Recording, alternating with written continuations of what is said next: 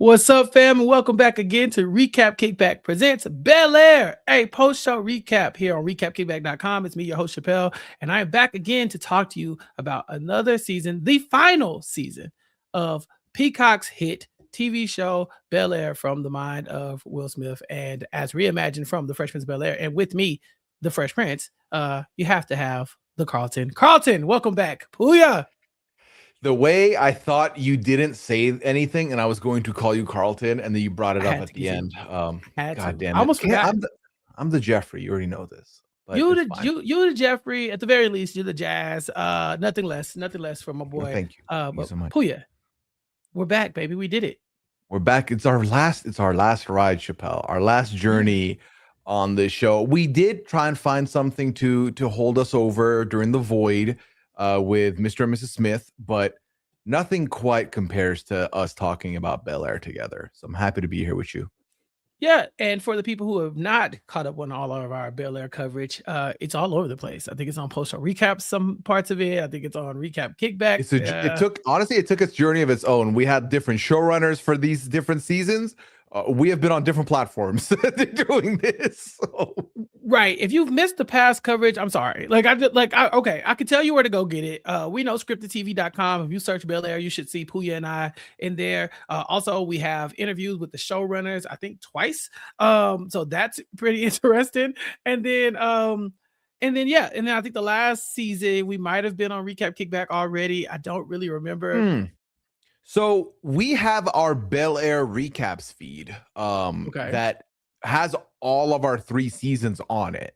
If you want to listen to the audio of the podcast, that's still there. So if you go to just search up Bel-Air recaps on Apple Podcasts, you should find it. It'll say RHAP Productions, and it'll have both our names there. You should be able to find that. So that's where those are. Now, do we have access to put these on it? That I don't know about. I don't think so. We're gonna find out. We'll see. Recap Kickback is loosely affiliated with RJP at this point, and so if I have to ask for permission, like, hey, can I use y'all feed? So we will see. But yeah, if you have subscribed to the Bel-Air Post Show Recaps feed on whatever podcast platform, you should be able to see this. If you are looking for YouTube videos, we are here on YouTube, youtube.com/@RecapKickback, where you can find Pooya and I talking about this. But as far as past coverage, it's not on YouTube. Like I said, it's all over the place. Some of it's on YouTube, some of it's not. But the best way of finding all of it is to just subscribe to the Bel-Air Post Show Recaps feed, wherever it is. But then come show us some love here on Recap Kickback, because after Bel-Air is over, I'm sure I'll have other stuff to talk about. I'm sure we'll have to have Pooya back on in the future as well. But right now, we have to talk about where we are in Bel-Air. So if you're listening to this now, you know that Bel-Air season 4 is over. It has come and it has gone. And Pooya, they dropped basically all the episodes in the span of 3 weeks. Yeah, I feel like they gave it the Trader season 1 treatment, where like I blinked and it had finished, and I was avoiding spoilers as to not find out, because I think for me, what I didn't want to do was watch the whole season completely and then podcast about it episodically like this, because then we know what happens. There's not enough room for speculation. So I've not watched beyond episode 2, and you and I have been trying to schedule this for a while. Lord knows you've been trying very hard to lock this down. But like with my busy schedule and the holidays got in the way, so I've like just sat on the 2 episodes for like a month and a half now, and it's tough, man. Like I'm very curious what happens, but I think part of it is because it came and went so quickly. It means that people weren't talking about it as much, so the spoiler window was a lot smaller, which I guess I'm appreciative of. Oh, big time. They dropped 3 episodes first, 3 episodes again. I think they dropped 2, and then they dropped another one in the same week. Like they just like pushed them all out. Like I said, over the course of 3 weeks. And so instead of trying to keep up with it at a breakneck pace like that, where we're just like doing a 2-3 episodes every 5-6 days, like it was like, all right, we'll just find some time after the schedules clear up a little bit for the holidays, and we will focus on the episodes that we have. And a lot of people have been asking for this. We've had comments, we've had tweets about it. People have been asking, where is the Bel-Air coverage? And so now I'm proud to announce it is here, and we are going to talk about episodes 1 and 2. Episode 1 being called The Maybes, and number 2 being called Be a Kid, here on Recap Kickback. So, Pooya, last we left off, Will was kidnapped. and Jeffrey was kind of kidnapped. Like, it was a lot going on, but we've kind of resolved that by the time we get through these 2 episodes. Muted.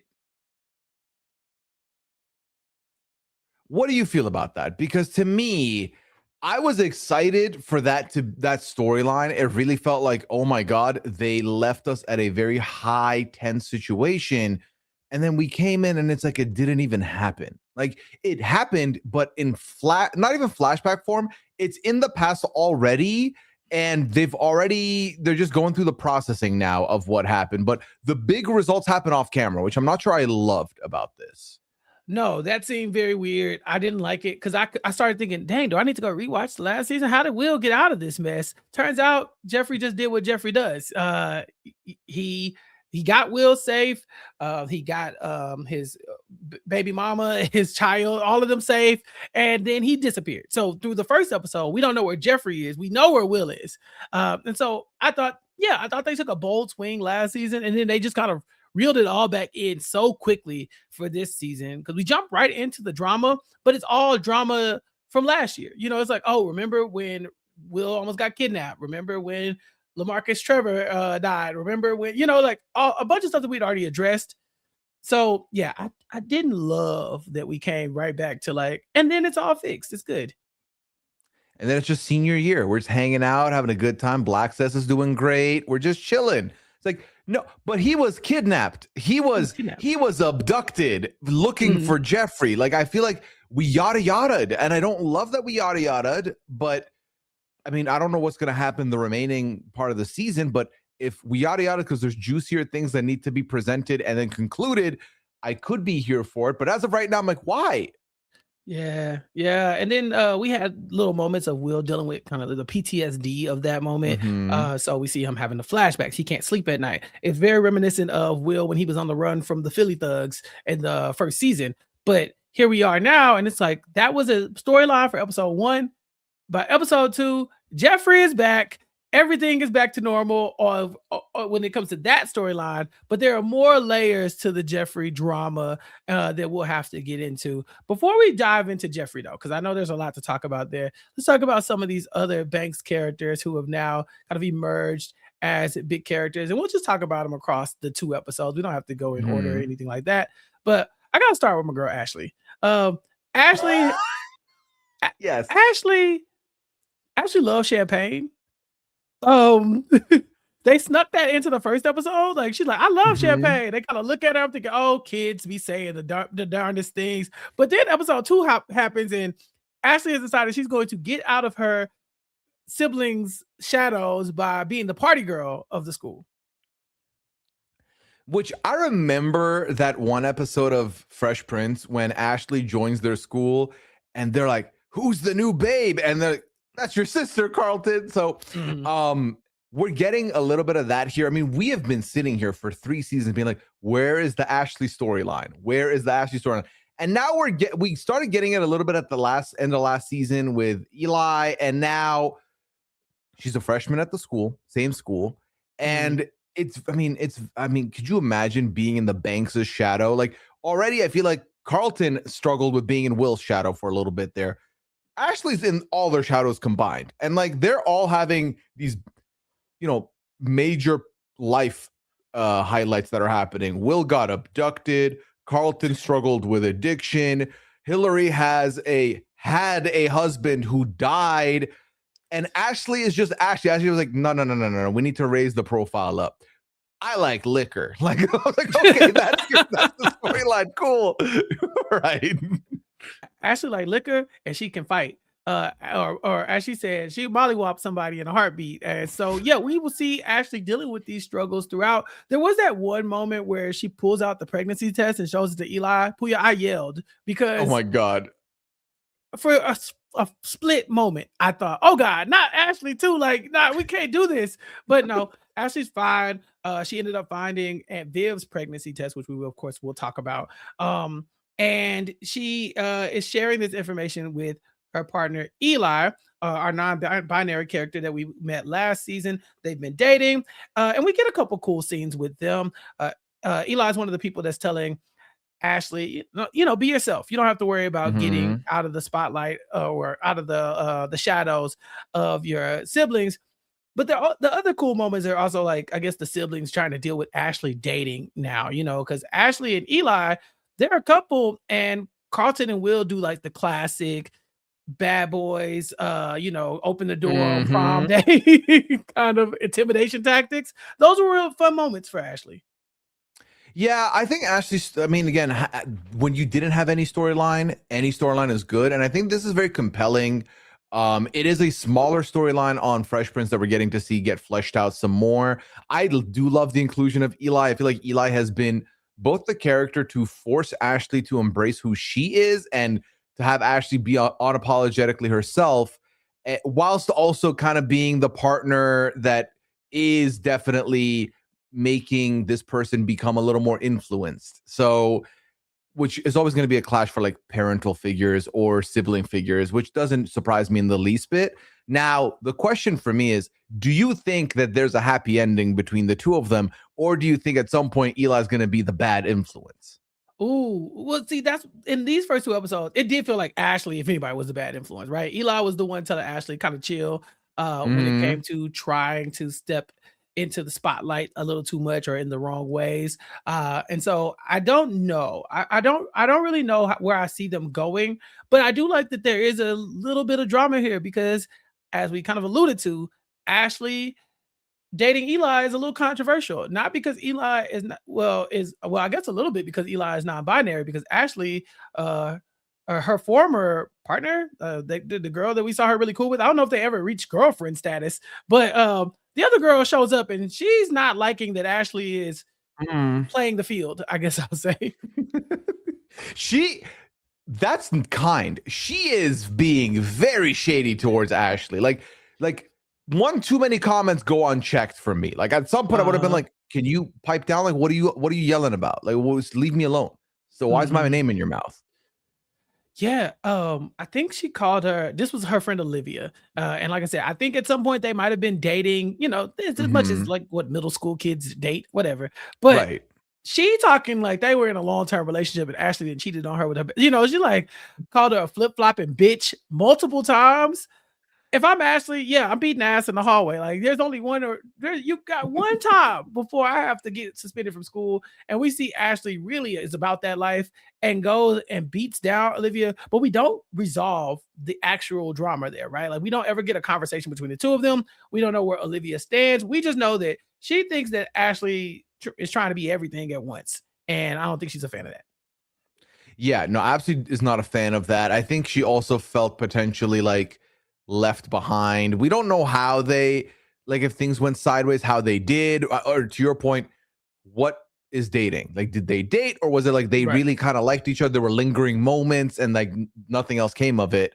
But she's definitely looking at Eli being like, wow, like you're really just like going wherever you want then. Cool. Which again, I'm not surprised at the way Ashley conducted herself.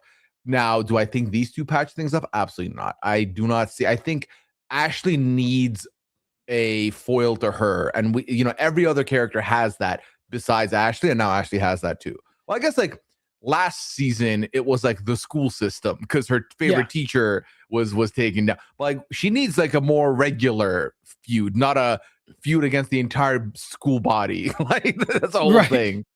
Right. Yeah, there wasn't much more to the Ashley storyline, which is typical of Ashley. So let's talk about another one of the siblings. Let's get into Hillary. Hillary to oh my God. Yeah. I mean, you want to talk about, I don't want to say fall from grace, considering we're talking about Trevor here, but LaMarcus does not survive last season. We speculated a lot about LaMarcus not making it. We've seen the source material here. We know how the Fresh Prince goes for Hillary. And so when LaMarcus dies, we now get the aftermath of that.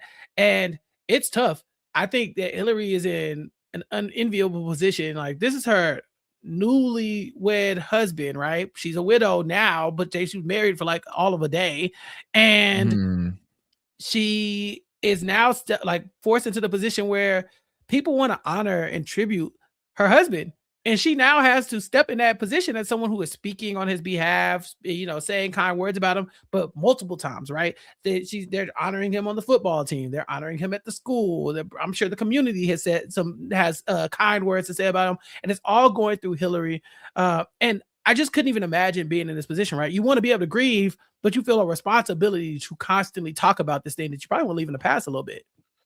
Yeah, I mean, it's a tough line to walk, right? Where you are freshly still processing this information whilst also being enough of a public eye figure, both him and you, to an extent that people expect your statements, your reactions. They want to, are you grieving? Are you grieving hard enough? Are you grieving the correct way? Because for some reason, people think that everyone should grieve a certain way. So it's a near impossible spot to be in. And if you're not ready to talk about it, tough. Like, they're going to make you talk about it. So it really is tough. Can I really quickly speak on how I feel like we have definitely in our past coverage talked about how Ashley doesn't get enough storyline.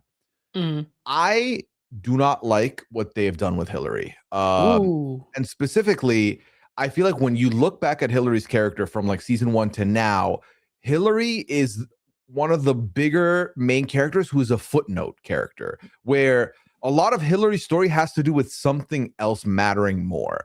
The initial go around was all about Hillary, the cooking influencer, and then it was like Hillary, the influencer house, Hillary, who then it was Hillary running her own agency, but she had this like feud, and then it was all about Hillary and Jazz, and then it was about Hillary and LaMarcus. Like, it's never been about Hillary the Hillary, and I don't love that, and I feel like I don't know where we're gonna go here, but this is still more Hillary LaMarcus's widow, so. I want to see more, but I don't know where we go from there. Because I genuinely feel like we have like not half a season, but like 6 episodes left after this. Yeah. And they're I'm assuming that her and Jazz are going to end up together. That's really the thing left here as of right now. But I feel like Hillary's a character that's not been fleshed out. I feel like Aunt Viv has been fleshed out. Even Uncle Phil has been fleshed out. Jeffrey. But in the middle of all this, I feel like Hillary's the most like dependent on other things. And then those other things matter more than her character. I agree. I think the first season was the most Hillary we got, right? It was like, what is Hillary about to do with her life? Is she going to go be an influencer? How is she dealing with social media? Like, she was really the avatar for like this new generation of people who have to grow up in the social media age where, being an influencer, being on Instagram, having followers, having views and likes and all that stuff, the engagement, that is a part of your career. That could very much be who you are. We don't even talk about Hillary the influencer anymore. It's that storyline so far gone. She hasn't cooked in months, as far as we're concerned. I think the LaMarcus storyline really did take over. And I wonder if also they kind of like stepped away from Hillary, the character, to give more to the Jeffrey storyline. Because the Jeffrey storyline has become such a big deal recently. And in the first couple seasons, I think it was more like Jeffrey's the mysterious background character. He would come and go, make things happen in the shadows a little bit. Fun to watch. But we were like, where's the Jeffrey spinoff? At first, that's kind of where we were. Now this kind of feels like the Jeffrey spinoff, it's kind of like we've made it. So I think you're right. I think we've probably moved away from Hillary the most as a character. If her and Jazz are to get together by the end of the season, I still don't know where that leaves Hillary. Jazz is starting a business. He's now adding weed to his business. He's adding flour to his shop. Cool. Bet. But where does that leave Hillary? She's currently just kind of on her widow world tour. And, it's good for LaMarcus's memory, but I don't know if it's great for Hillary, especially with the amount of guilt that she feels behind LaMarcus dying too, because unfortunately, not only did he died right after Hillary and Jazz kind of hooked up. And this just adds another layer to her grief, because now she feels like she's at that one speaking engagement being like, I don't deserve you, that she did, but she kind of messed up. So we're kind of in a dark timeline for Hillary right now. Yeah, it's just a tough thing because I feel like you've put Hillary into so many of other people's storyline as like the secondary part, that when does Hillary have time to be her? Sadly, not enough time, I don't think, in this season for that to happen. But yeah, I think it was her story. Her story was her world with Jazz, her world with LaMarcus, and now it's going to be her world post LaMarcus, dealing and coping with that to probably eventually be the bridge to her world with Jazz, because as of right now, she wants nothing to do with that man. But I have a feeling that's going to change come down the line. We get the interaction between Jazz and Hillary because he's been sitting around waiting, not so patiently, but just waiting, on an opportunity to talk to her. I couldn't even imagine being in his spot. Okay. You clearly have chemistry with Hillary. She's obviously choosing LaMarcus over you in this moment. Y'all have y'all's moment. You probably feel guilty about that to some extent. You feel like you might have like overstepped, and she kind of has like regrets about that too. Then he dies. And now you feel like the worst person in the world, right? Like you did this as this man is like dying, and now she has to deal with this death, and you can't even go talk to her about it because what if she's not ready to talk about it? And then is she even ready to talk to you about it? No, she will actually tell him that he's the last person that she wants to talk to. Like, to me, this is your worst nightmare, right? Where someone's like, just talk to him, just talk to him, just talk to him. He said, okay, I'll fine. I'll talk to him. Now it's time. And then you are like, they confirm your suspicions, right? You come in like, what's the worst that could happen? And then the worst happens. That's honestly one of my worst nightmares, is getting to a point where you wanted to have a conversation that you no longer can have. And like, or you're in the midst of a redemption and you can't fully, like, the other person's not going to be there to see that redemption. It's like you're really just left cut short, and it's an unfortunate spot to find yourself in. And that's kind of where Hillary is right now. But I feel like she's going to bounce back. She's going to be fine. She has a great family to support her through this. But that's a very rock and a hard place spot to be in. I feel like he handled the conversation well. He wants to give prayers, and I can't imagine going through this, and I've seen you my condolences. And she just kind of, it's like there was nothing, there was no right answer to what he was about to say, right? Like he says, prayers, condolences, I feel so bad. So, and she's like, how dare you come pray for me and give me condolences? You're the last person I want to see. Like, leave me the fuck alone. I was like, Hillary, damn, Yeah, he couldn't have done anything else. He really couldn't have. Yeah, and I feel like if you wait too long too, it also make you seem like you're insensitive. I think this might be one of those situations where you just have to take that lashing. Like I gotta go eat that punch real quick, or we'll never get on the same page. It's like because Hillary definitely is culpable, right? And she's saying that she feels guilty about it too, but you got to know you're the bad guy in this story right now. You're the villain, and so sometimes the villain has to have to wear it. And I think that Jazz going up and talking to her about it was the adult thing to do. And then Hillary's reaction was probably the more human reaction, right? It's just like, yeah, I hear you doing the adult thing, but I'm not ready to address it. Yeah, no, I mean, at the end of the day, Hillary also needs someone to blame for this. I feel like it's human nature to be like, this person hurt me, and it's going to be times 100 now. And I think Jazz directly falls into that spot for being the person that causes her relationship. It takes two to tango, but like he is the main reason that relationship had a little bit of turmoil.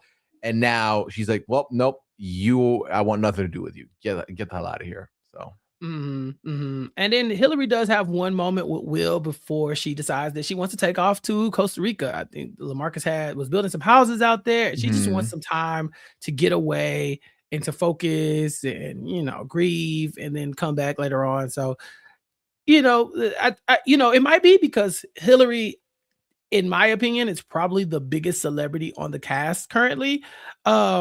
Like Coco Jones is a touring musician dropping albums, so they probably have to get her out of the way for certain things. I don't know if I like that though. There's a lot of shows where that happens nowadays, where because the filming schedule and they drop these shows like 2-3 years apart, a character will have to leave to go do something else.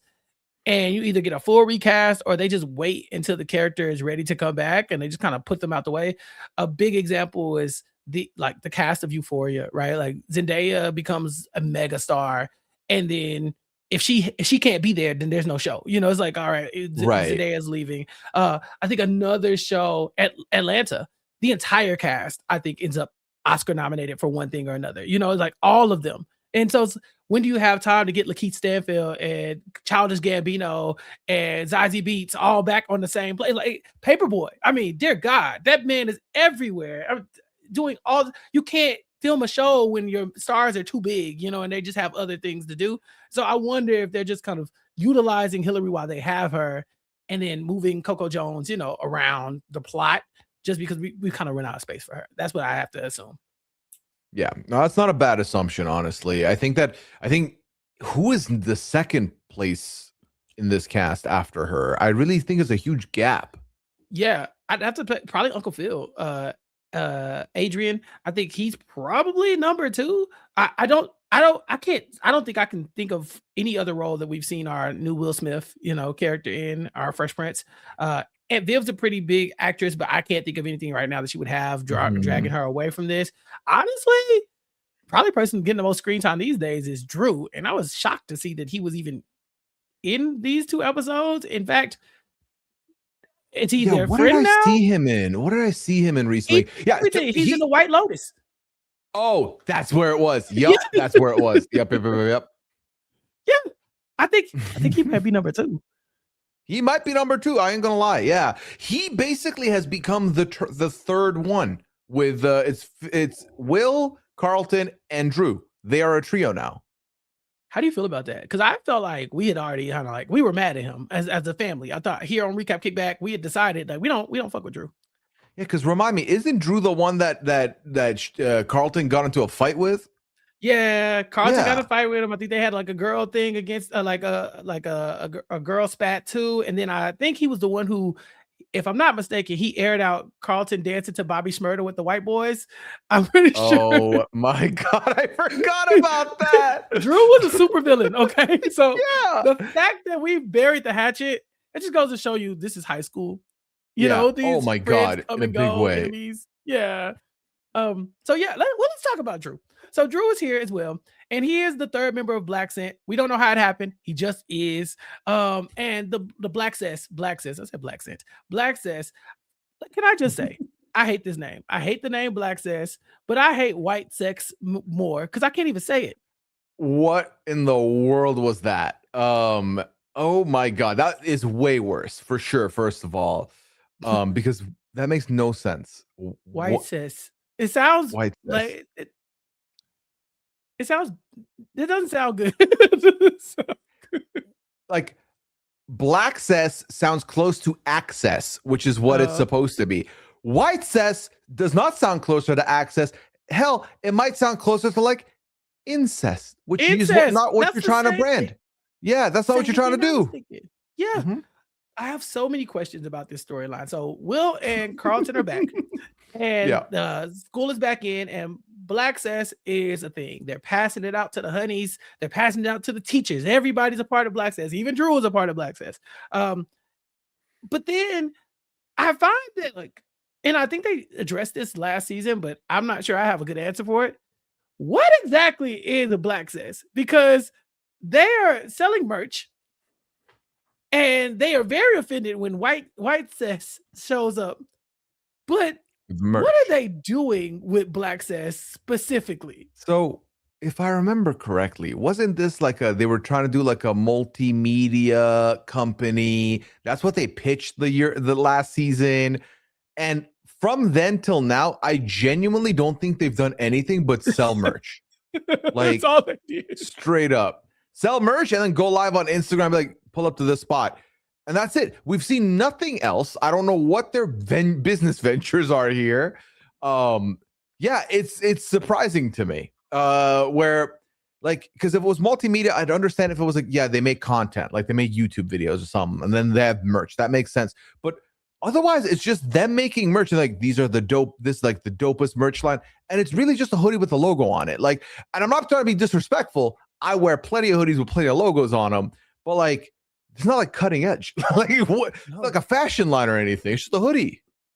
That's why this scene really bothers me. So we have Drew, Carlton, and Will walking around with their Black Cess shirts on, and then Carlton's friend Connor, who I still don't understand why he's still how we haven't gotten rid of this man. How many chances is this man getting? I'm sick of it.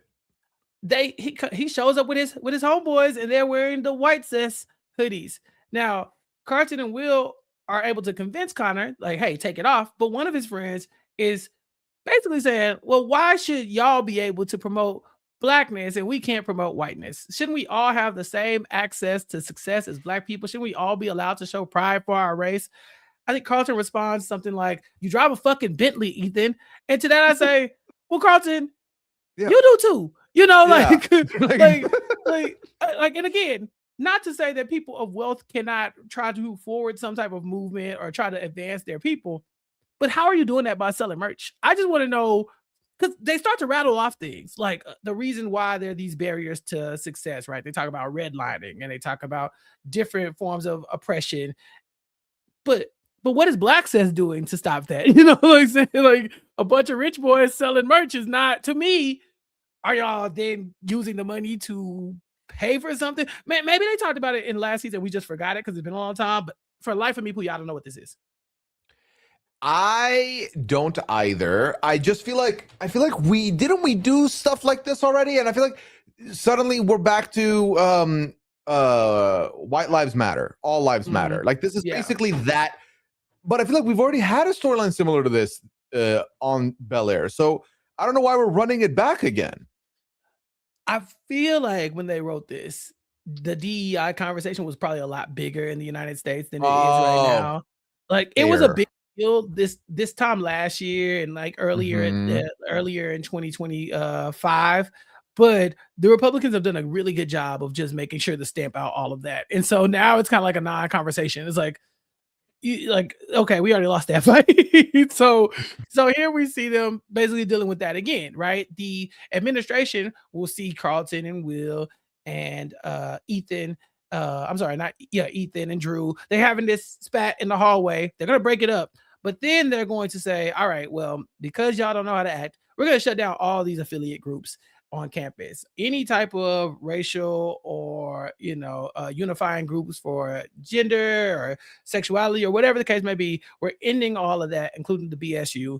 And so the Black Student Union, that to me, that's a thing that they are using to like further a cause at the school. Black Says is them just selling merch. But they end the Black Student Union as well. And so in retaliation, Will and Carlton and Drew will decide to throw their own homecoming, sponsored by Black Says, off campus on their own time, their own homecoming party. I like this, but I really wish they had like, I don't know. I wish there was more to the storyline as far as like getting the party going. Because I felt like, to me, this is a direct violation of whatever the school is telling you to do, right? And so just because you go off of campus and do it doesn't mean like, sure, you should be able to get away with it. But typically in those situations, the school is still going to have something to say about it. And so in these first two episodes, it looks like they just kind of just do it. They like, all right, whatever. Let's go do this thing. We'll throw a party. Drew's dad apparently has a lot of money like everyone else here. And so they're just going to pick a venue and have a homecoming party. Pooya, they do the homecoming proposals too. You're an old like myself. Yeah, do you have to propose to somebody for homecoming, or is it just something like, how was this done? Were you in Dubai at the time? I was in Dubai at the time, so I didn't really do all this. My school didn't like. I'm assuming homecoming is different than prom. That's a whole different thing. Prom's like end of the year. Homecoming is like homecoming start of the year kind of game. Like, Well, I feel like I have heard homecoming being like the opening. Is it the opening weekend of football that it happens, or home game of the season? The concept is when it's almost like the last home game normally. It's like because it's like when you come home, from like the road trip, essentially. But I think they put them wherever they want these days. But it's a big deal here.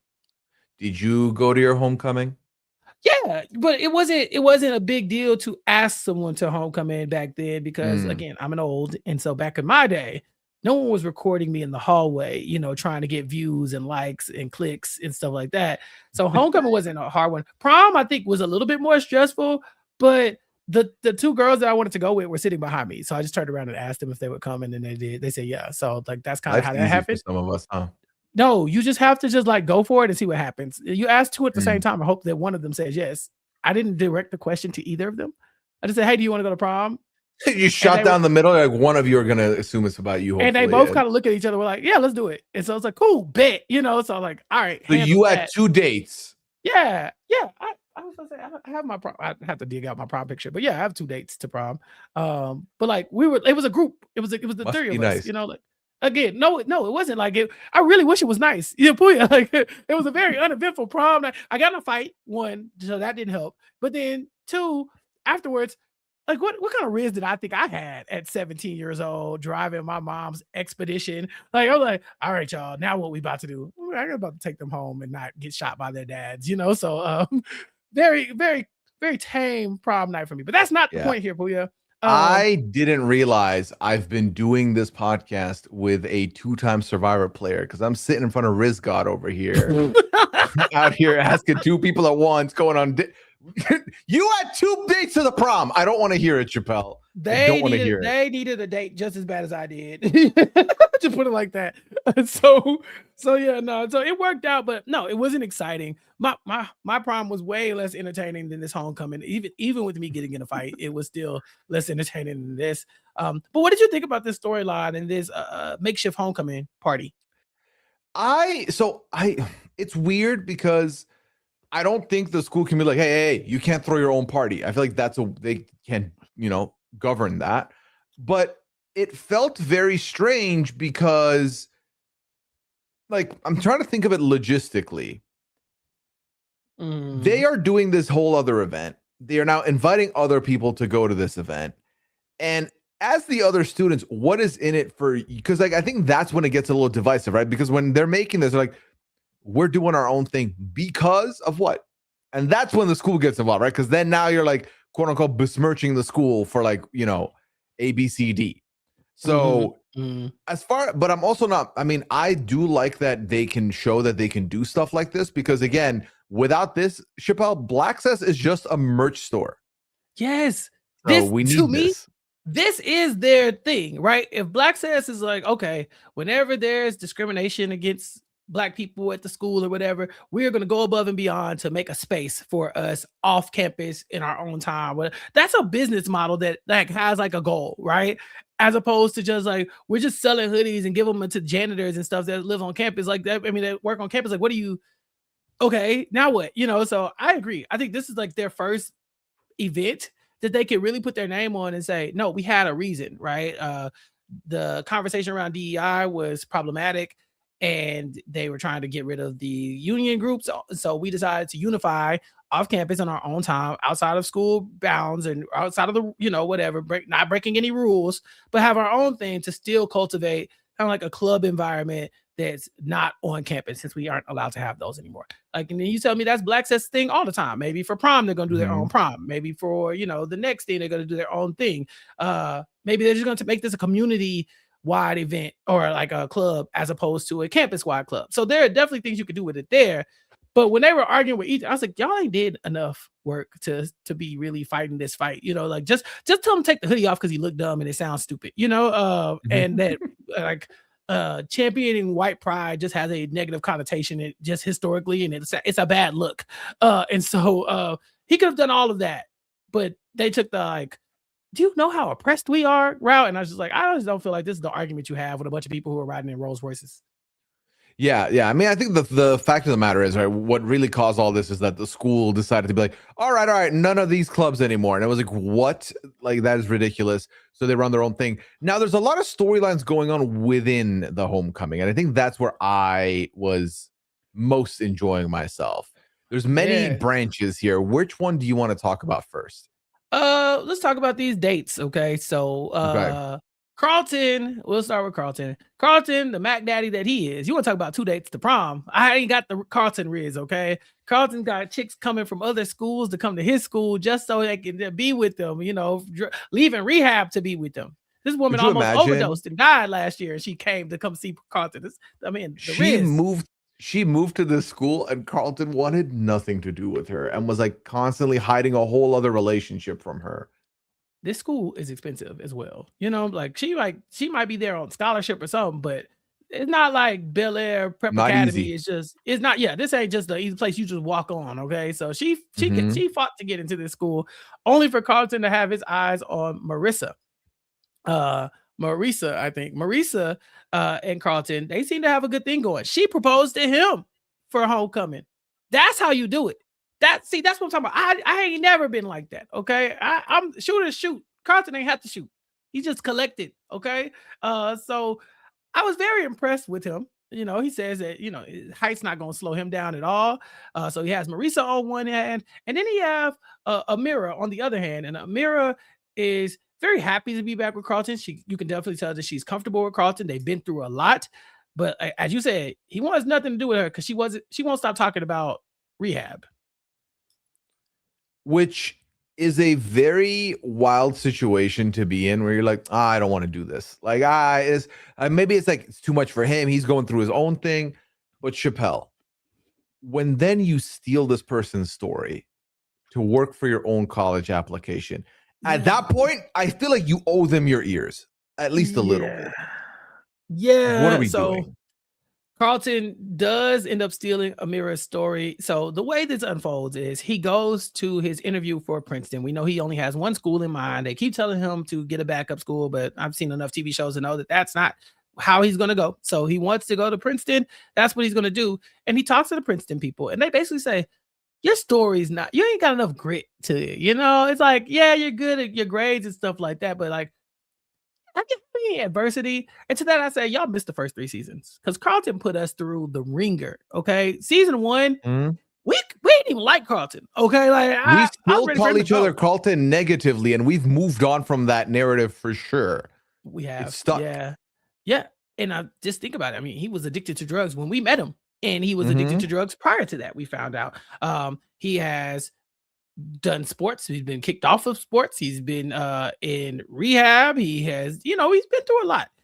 He's almost lost his girlfriend. He almost killed Will. There's been a lot of Carlton moments. I mean, dark moments with Carlton. And the Princeton guy's like, yeah, but I don't know, not impressed.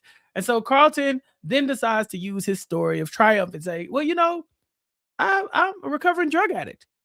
But Pooya, the reaction from the Princeton guy was just like, okay. Well, yeah. All right. Cool. It's Princeton. Who is in a recovery? Like, you know what I'm saying? He's kind of like, all right, what up? Tell me something good.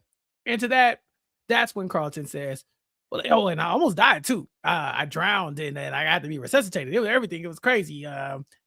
Bruh, like, as a society, we need to stop this American Idol, like America's Got Talent of like, we have to trauma dump to then have our talents matter is ridiculous. And this is, I would love to say that this is a work of fiction, but the reality is I feel like these things do make you stand out, and they're like, wow, so you've had adversity, huh? And you're like, yeah, I have had. Like, I shouldn't have to have a loss or a near-death experience to be like, if I do this right, I can milk this to get to a better place. Like, learn and grow from it for sure. But I don't love this narrative of, all right, but then if I ad lib a couple of things, and then also this happened, and then this happened, and then and then what's next? Is Carlton gonna be like, no, come back? So actually, this summer I got abducted by these British guys. like. Wait, let me tell you something. Like, please. Carlton's like, I'm actually dating somebody non-binary right now. Just got in a hallway fight with some girl for calling me a flip-flop and bitch. It's crazy. No, I'm with you. I think that so schools have an issue these days with diversity for diversity's sake, right? Like, they don't want schools to just be diverse anymore. Like, you got to get in on merit and merit alone and blah blah blah. And we're under the assumption that people who get in despite their race are not qualified or whatever, right? Okay, boom. So we've now moved away from, okay, we're not going to highlight these racial inequalities, but we're also not going to highlight diversity. We're just going to like not talk about it at all.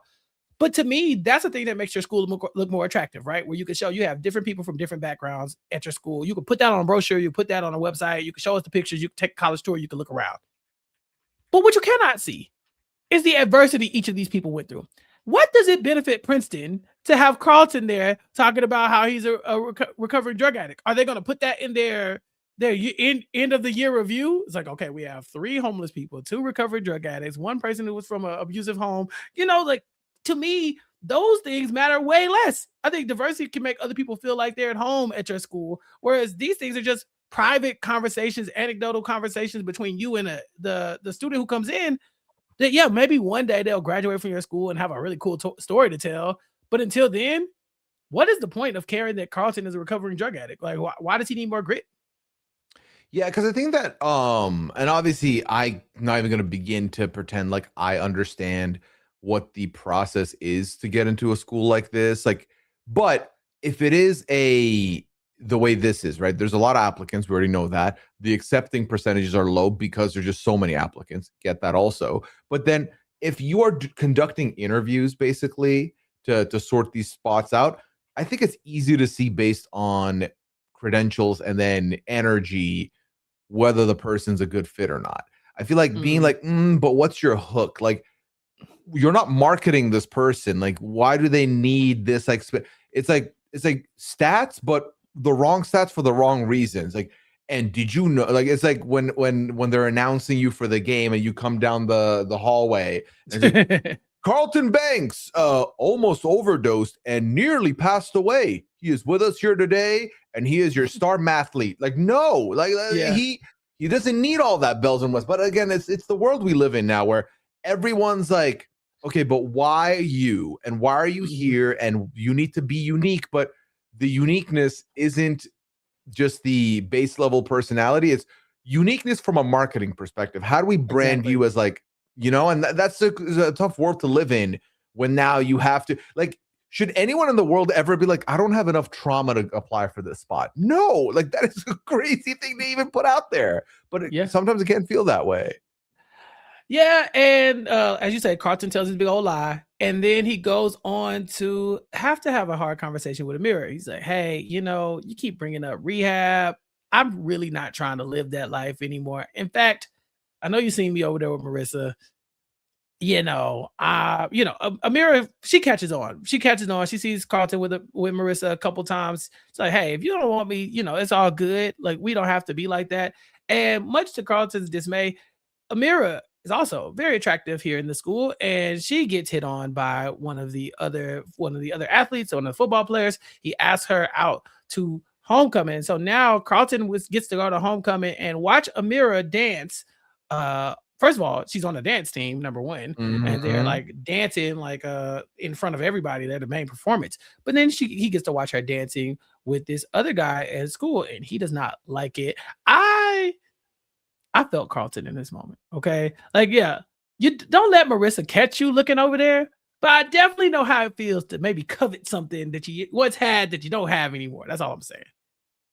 Well, yeah, especially when you're in a position where everyone else is now looking for that person, and you are also looking, and you're like trying to respectfully look, but also you cannot do this. Like, you have made your decision. But I don't think he was firm in that decision. And I think that, I mean, definitely him and Amira were going through some stuff when the separation happens. And I think that the absence made him move on. But I think in this moment, he realizes, oh, we ain't over yet. Like, I forgot that there's still quite a bit of feelings and emotions here. So, yeah. Sometimes you don't want something until you see somebody else with it. You know, it's like, are you hungry? No, I'm good. I'm not hungry. And then you see somebody walking by with some fries. You're like, damn, them fries look good. Maybe I do want some fries. I think Amira was the fries. Business. Yeah, I think she was the fries in this moment. You know, he's like, I don't want these. They're fine. And then you see everybody else enjoying it. You're like, wait a minute, hold on. And he was not okay with this. Marissa definitely catches him. And she tells him, hey, go be with Amira. Leave me alone. I'm done. Unfortunately for him, Amira has also moved on. And now Carlton leaves these two episodes alone. You know, he goes from Carlton, the ladies' man who had multiple women hollered at him, to, you know, nobody. He kind of fumbled in this episode. But we have other dating drama going on because we have Will and Lisa still involved, and they are on the up and up for the most part, right? Will is also trying to figure out where to go for college, and he's got a very different path than Carlton. He's obviously doing the Black Says stuff as well, and him and Lisa are going strong. But Lisa, her struggle here is that people are starting to suggest that she's a little bit of a good girl. Lisa might be a little boring. They say she's not really sexy. They called her auntie. And so now Lisa is the one who's going to be trying to reinvent herself. And we will see Will and Lisa at homecoming sneaking off to the storage room and getting it on in the middle of the homecoming dance. What do you think about this? This is a storyline as old as time. I'm not a nice person. I can be bad if I need to. And so she gets involved with the dancing with Amira a little bit, tries to get involved there. And then Chappell, they're fucking in this like little shed at the homecoming. Why? Why? What? Look, she's a bad girl now. She's like, oh yeah, let me show you what I got now. We can do this in public. Pooya, to me, okay, yeah, that's annoying that they're doing that. Look, exhibitionists, live your life, but like as someone who has chaperoned many a high school dance, I will tell you, ill, gross. Get the hell out of here. Like, I'm calling everybody's mom, shut it down. Like, y'all are children. Stop it. But on the other hand, you hear this announcement that Lisa and Will have won the homecoming king and queen. And now they need to come out and get their award.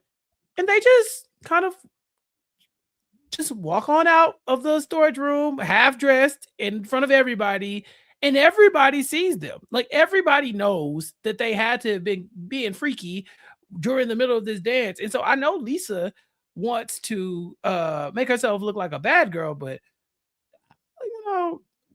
historically, women don't really fare well when their reputations are like looked at next to men's when it comes to stuff like this. You know what I'm saying? Like, she's going to catch the brunt of this. They're going to be calling they're going to be calling Will a hero, and they'll be looking down on Lisa in ways that she's probably never been looked down before if she's not careful. So yeah, I didn't like this. I didn't like this at all. Yeah, the world's kind of disgusting when it comes to the hypocrisy of the men and women doing the exact same thing, and then one of them getting like essentially shamed for it, and then the other one getting praised for it. I feel like that's kind of the energy you could end up getting here, where with Will, it's gonna be a lot of "that's my boy," like, look at him like doing this, and then for her, it's gonna be like, "Ugh, really? Like at this function, like you couldn't like wait to be home? Like, why are you doing that?" So yeah, I hate all that, and if they make that a storyline, I'm gonna be very annoyed just because like I can't handle it personally. But with that being said, I feel like with these two, I just don't see. I think they're in a great place. I feel like we've already seen the Lisa and Will like roller coaster. It feels like that's done now, completely, which I'm happy about, because Will has other drama probably that's gonna come his way. He still is dealing with the PTSD of the abduction. So at least I'm happy that the Lisa thing isn't bad for them. Although I'm very curious where we go with this Lisa storyline of her wanting to, because this isn't the end, right? It's not like, oh, she completed being bad. Like, I'm assuming there's going to be more here, because first of all, not everyone was at this homecoming. So not everyone's going to learn about this. And also, they didn't see her do anything. They just might imply it. So they might be like, you weren't doing anything. It's you. Like, you obviously weren't having sex in there. And then like, maybe that's the thing that sets her off or something. I'm concerned because I know people talk. And she just came out of there half dressed in front of everybody. The whole crowd, woo, they're all clapping and stuff. So kids will make up whatever they want to make up and just run with whatever narrative they want. And for Lisa specifically, she was the good girl. She's already announced her school that she's going to. She's already signed with her future school, Howard University, Mari's alma mater. So shout out to the real HU. I had to text Mari and let her know that her school is getting some more shine. But I cannot imagine that that's going to go over well if the people start whispering about, this star athlete getting freaky at the homecoming dance, and so I could see that being an issue. I also think a point of contention between the two of them might be that Will hasn't figured it out yet, right? Like, so right now he's starting off like, no, I think I'm gonna move at my own pace. But as we get closer and closer to the end of senior year, this is when the pressure is on for most high school students, right? Everybody wants to be able to say what college, what university they're going to, what they're about to do next, what the big move is. Everybody wants to announce, they want to sign, they want to take pictures in the merch, all that kind of stuff. And if Will's not careful, he's going to get left behind. And I can see that being maybe some tension between the two of them too. So.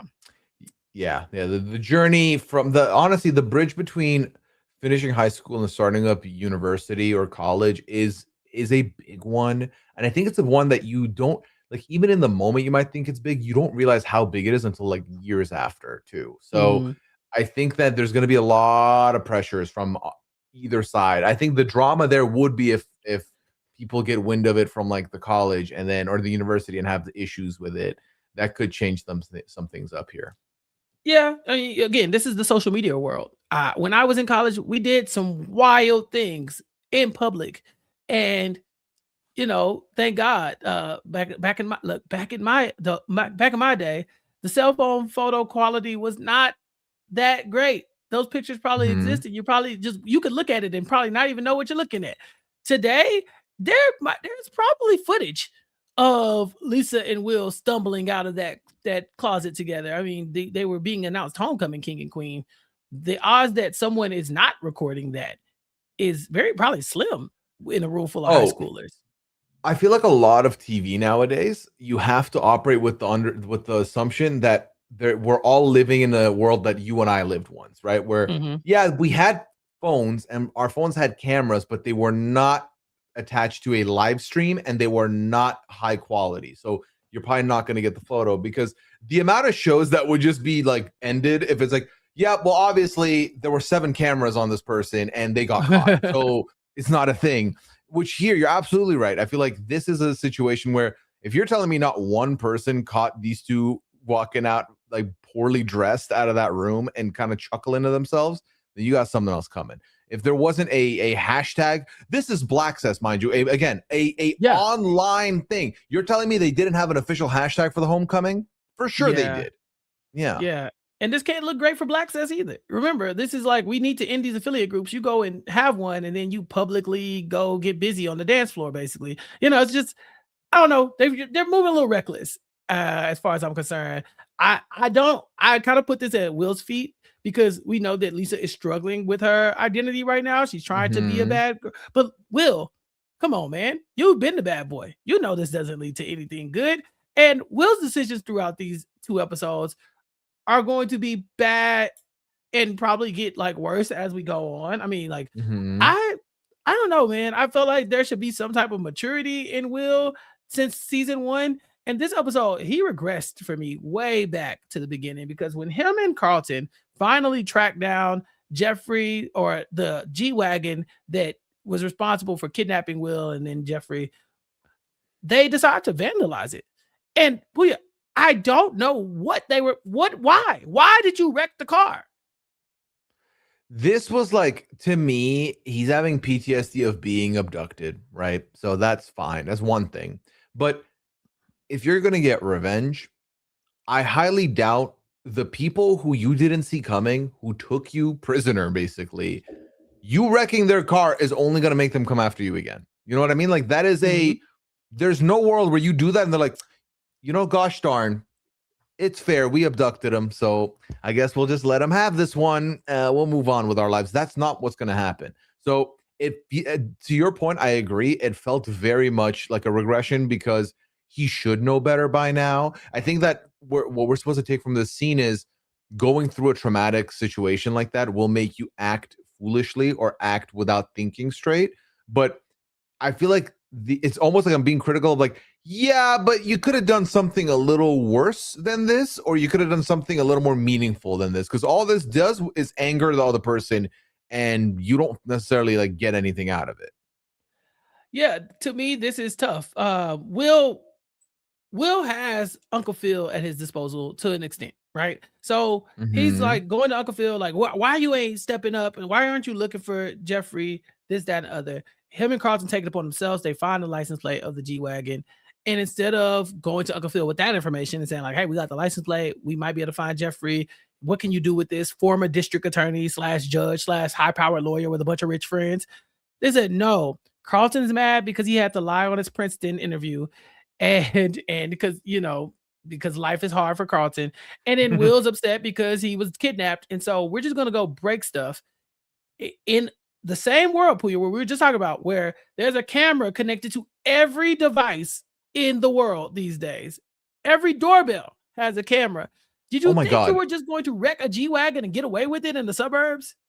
I think that's the biggest one now, right? Because like now I live in a place where we have the Ring doorbell set up, and it's like, how is like once you have it, you're never gonna not have it. I feel like it's such an easy thing to set up, and like you just now have a camera in front of your house. So anything go, and like, you know, you can have it on your phone set up to, oh, motion detected. It's going to give you a little like snippet of what happened. So you're not going to get away with this realistically. Again, even if we live in a world where we're supposed to submerge that idea that Ring is a thing, I think there's still a world where you're like, yeah, the people that, again, kidnapped me without much effort and much try were able to figure out I did this. Like, that's not, they're going to figure it out, is the feeling I'm on. So yeah, and it doesn't accomplish anything. It doesn't get Jeffrey back. It's just you throwing a tantrum and then hoping that no one ever says anything. And for one whole episode, they just hoped that no one said anything by the end of episode 2.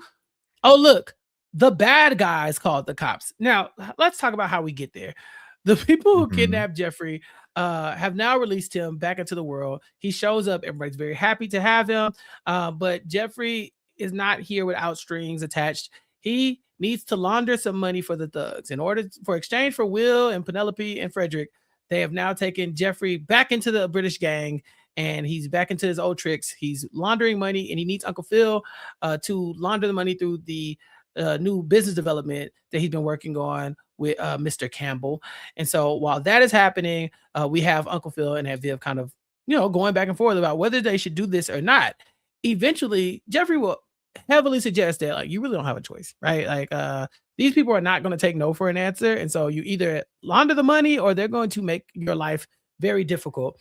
Jeffrey will go on to be security at the prom or homecoming situation. He will go on to be private security for that. And then eventually he will have to take Uncle Phil over to talk to the thugs because they're going to break into the manor, the bank's home or whatever. So they go talk to the Brits. And now we meet Jeffrey's like half sister, like adopted gang sister. Yeah. I can't remember her name. But I'm pretty sure like she's like through the gangster Dominique, I think is like the OG Jeffrey's actual daughter. And then our Jeffrey was brought in as like the like almost like the surrogate son or whatever. And so they go talk to her, and she's the one who admits, yeah, by the way, Will and Carlton destroyed the car and we called the cops. If the bad guys knew to call the cops, how come the good guys didn't call the cops? I don't love this storyline at all. Can I just say, I love me some Jeffrey. We've been waiting for Jeffrey. We even talked during the offseason, the Jeffrey origin story would go hard as a spinoff, 100%. I don't like that the full fast forward, Chappell, was Jeffrey is back with this organization now. Like, that's what he's doing. But he's also juggling half his time back doing regular stuff with Uncle Phil and everything. They've patched things up, which is great. But I just feel like we had a great story and it kind of got pushed directly to the back. And I don't love that for us at all here. Yeah, we are now knee deep in Jeffrey the spy, and he's like Jeffrey, he's living a double life here. He's a butler over here for them and / bodyguard, but then at the same time, he's got some thug activities to handle, and we just kind of have to react to it, right? The Banks family has to react to it. We see Aunt Viv and Uncle Phil really talking it through. Aunt Viv's like, hey, I'm pregnant. I don't really need the stress of what Jeffrey's got going on right now. We got to tell him no. And for a second, it does feel like Uncle Phil's going to put his foot down and not going to do it. And Viv's going to put her foot down. But once they break into the house, you kind of have to hear Jeffrey out and just be like, all right, what are we going to do? And it leads us to the point where now Uncle Phil is kind of forced to do crime with Jeffrey in order to keep the family safe, or in order to keep Jeffrey safe, at least until he paid off his debts. Now, I don't know how long they expect to be laundering this money. They don't really get into the specifics of that. But this isn't a viable option, right? Like Uncle Phil and Jeffrey should be trying to find a way out of this, as opposed to just like being like, all right, let's just launder the money for a few years and then everything will be okay. Like in my mind, that's just not how this is going to work. No, I feel like Uncle Phil's on such the up and up that like the idea that he's going to now be a part of this money laundering scheme without having a plan to like expose it and stop it, I don't see that not being the case. I have a feeling that's going to be kind of our big, not big reveal, but like, that's going to be how they put the story in a bow, is somehow they're going to take down the organization without the implications here of criminal activity from them. And like they help save Jeffrey. So I would hope so, because they have a lot going on. Aunt Viv, we know she had been doing a lot of stuff in her professional life with the painting, with the foundation, and now she is pregnant. I was very surprised in episode 1 to find out that Aunt Viv has not told Uncle Phil through episode 1 that she was pregnant. In fact, it's Ashley who spills the beans to everybody, but Aunt Viv had waited a couple weeks to tell him, like a few weeks. I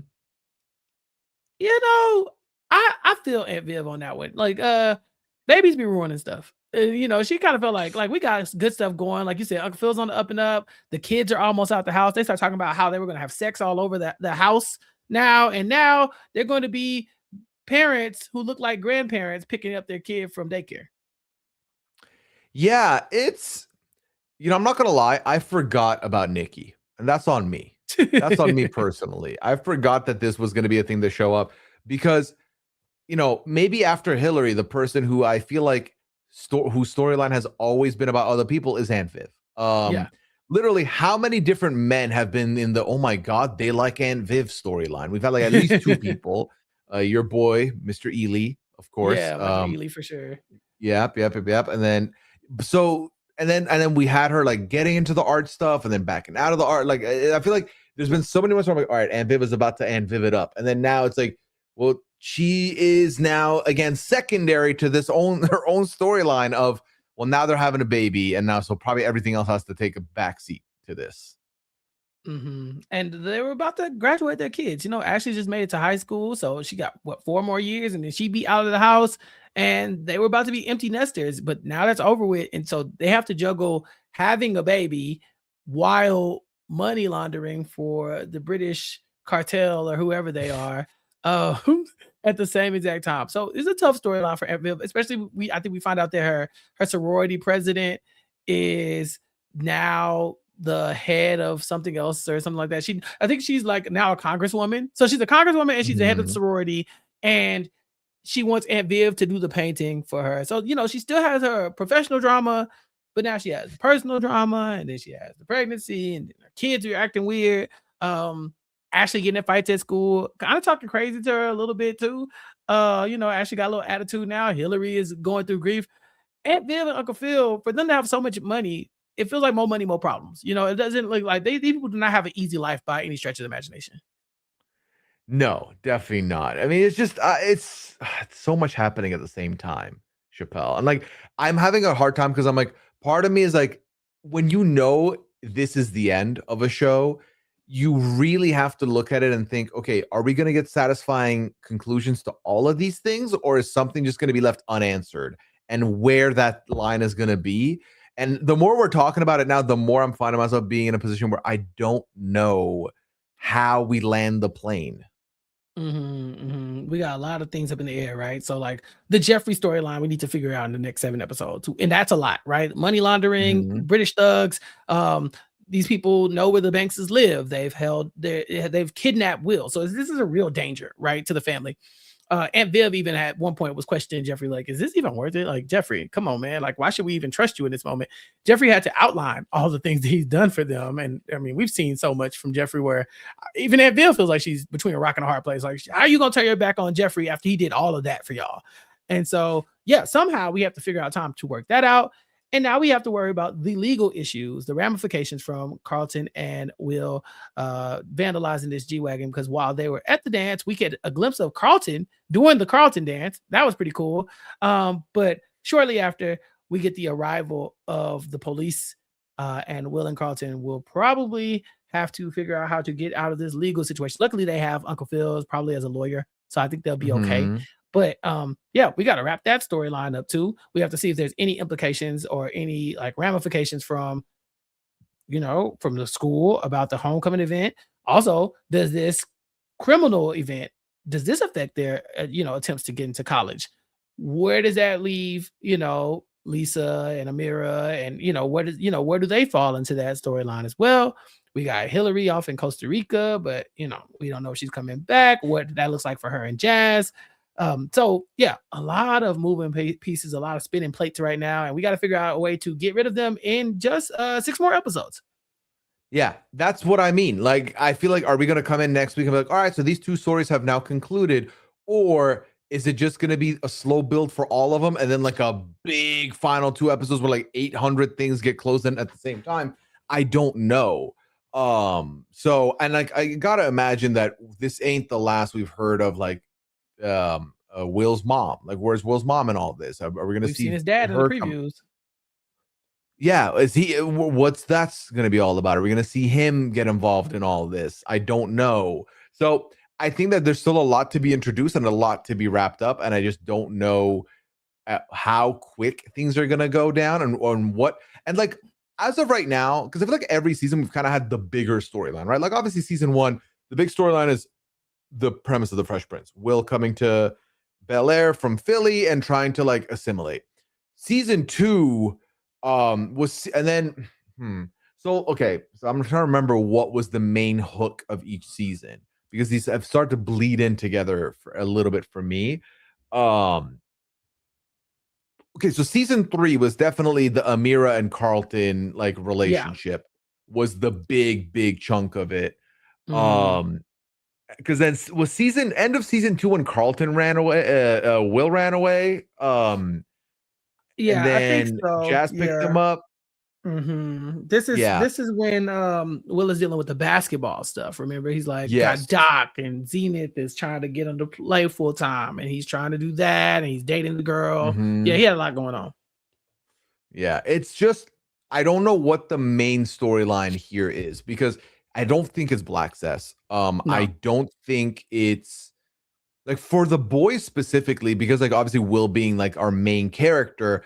I don't know what is the primary storyline there, so I'm intrigued. Everyone else's we can map out, right? We can map out Hillary. It's gonna be how this thing with Jazz goes. Ashley, it's Ashley trying to find the balance of being Ashley and not being someone who is trying to do the most to like stick out. And this relationship with Eli being grounding. And then Jeffrey, is he going to be able to, get out of the organization? Is he going to fully go in with Uncle Phil again? Or, what's the conclusion there? Uncle Phil and Vivian, they're having this child, but also he's got this business, the laundering situation of it all. How's that going to wrap up?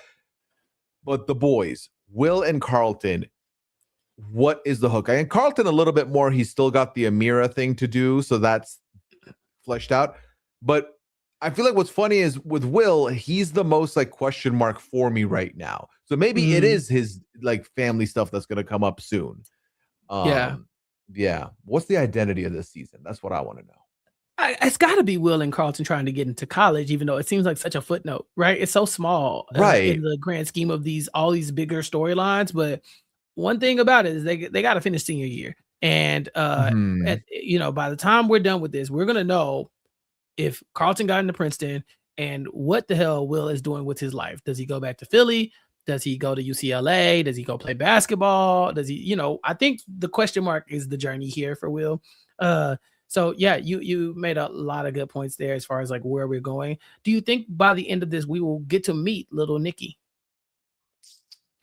Ooh, yeah, I think that I think we get the birth before the show ends for sure. If not a full-blown time jump at the very end that some shows like to do, to be like 5 years later, look how well adjusted everyone is. And like we see a little baby Nikki there as well. I think we're gonna have that happen. How long, I don't know. I don't even remember if we have a timeline of how far along she is at the end of episode 2. She said a few weeks after episode 1. So I don't know if episode 2 we get like another month goes by because it's homecoming. So senior year, like it's the beginning of senior year. So by the end of senior year, it should be around, time to give birth. Yeah. Yeah. And so I could see that being like right on schedule with the pregnancy, or with the birth of the baby. So yeah, maybe we meet Nikki. Jeffrey's got a few months to figure out this thug thing that he's doing. I highly doubt he just leaves and goes back to Britain, but who knows? With the show ending, Jeffrey could go. And it's not like we're like, oh no, we can't lose Jeffrey. It's like I think we're losing everybody. So the show is wrapping up this season, and so we have a lot of storylines to tie up too. But we will have to get to those next time when we come back and talk about episodes 3 and 4. Pooya, anything else from this episode that you want to talk about, or are you ready to get into the next few episodes? I'm ready to dive in deeper. Because like the one big question I have that I'm hoping gets answered is the why. Why does it feel like they rushed to get this season chucked out and move on from Bel-Air? I'm very curious because I just feel like we from out of nowhere had, because they kind of went by the way of the traders the last couple of seasons, which was like you get the first 3 episodes week 1, and then after that it was kind of like 1 a week, and then because that's how we would cover it. And then this time, within 3 weeks, like you said, it was all out. It was all ready to go. Yeah. And I never loved that. But then I'm also like, why? Because we also, if I remember correctly, we had a bit of a gap between season 3 and 4 here. So it's just like, is it like, all right, let's move on. We've done it. It's over. Like, let's on to other things. I don't know. Yeah, feels like we're rushing through it a little bit, but hopefully the pacing is good enough to where we will get to like really enjoy these last 6 episodes. But I haven't been spoiled at all. I know nothing about this, and so I don't know if it's because the show, if it just wasn't that good, so there's nobody talking about it. I don't know if it's like what you talked about earlier, where it just came out so fast that the conversations came and went, or is it just really good and there's nothing to complain about, right? Like, are we going to get to the end of this and be like, oh, okay, that was good, So we shall see. But until then, Pooya, what are you working on in the meantime? Until we come back next week to talk about episode 3 and 4, you are a very, very busy man these days. I am indeed. New year equals new trader cycle, and I am already I'm already in it deep right now. By the time people hear this, I'm probably going to be in it deeper because the US season will have started, but Traders UK and US are going to be happening simultaneously in the month of January and February. So I'm going to be covering those over on We Know Traders on RHAP. I'm talking 90 Day Fiance every week as well. That show never sleeps. And now the Traders doesn't sleep either, which means I extra don't sleep. And then weekly, me and the lovely Liana, my wife, we have a podcast called the Pooya and Liana Lounge where we get together, talk nonsense, banter, and all that good stuff. So that's my 3 projects that I'm doing currently. And of course, you can find me on my stream when I'm not podcasting, twitch.tv/Pooya. Okay. And as far as Recap Kickback is concerned, we have a lot of stuff going on in the new year. Chantel and I are still talking about the Flavor of Love cinematic universe, creeping up on I Love New York as our next big project. So you can catch us live on YouTube talking about that. We'll be tweeting out that and posting that on our Facebook group whenever it's time for us to go live. You should know about it. Mari and I will be talking about Night of the Seven Kingdoms very soon here, the Game of Thrones / House of the Dragons spinoff. So check that out. As you know, Mari is a big House of the Dragons person. So she will be our expert on standby for that. We're also just finished talking about Interview with the Vampire. When that comes out for season 3, we will be there to talk about it as well. And then Gia and I are still wrapping up our coverage of Abbott Elementary. We're knee deep in Abbott right now. I think it's a little break right now, but there's an episode dropping this week, and we'll be back next week to talk about the next 2 episodes for Abbott Elementary as well. So all of that and more on recapkickback.com. Join our Facebook group, recapkickback.com/Facebook.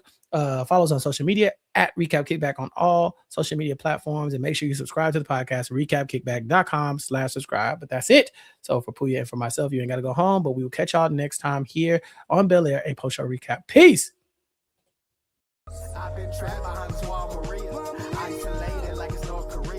Smaller city with some bigger dreams. The wall is cracked, I'm looking in between it. The world is yours, but man, I gotta see it. They say it's hard, but man, I gotta see it. The air I'm breathing can't feel my chest. Wait on life, I wanna hold my breath. I'ma get in my goddamn self.